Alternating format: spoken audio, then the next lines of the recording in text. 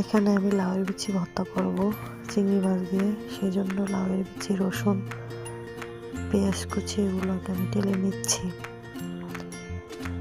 ঢেলে নেওয়ার পরে এখানে চিংড়ি মাছ ভেজে রেখেছিলাম, সেই চিংড়ি মাছটা দিয়ে আবার ভালো করে এগুলো লাল লাল করে ভেজে নিয়েছি।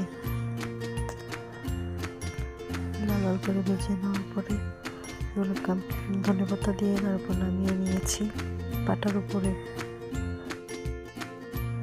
তারপর সুন্দর করে আমি এগুলোকে মরিচ আগে বেটে তারপরে এগুলোকে বেটে নিয়েছি। বেটে পাটায় আমি গরম গরম ধোয়া ওটা ভাত নিয়ে মেখে খেয়ে নিয়েছি।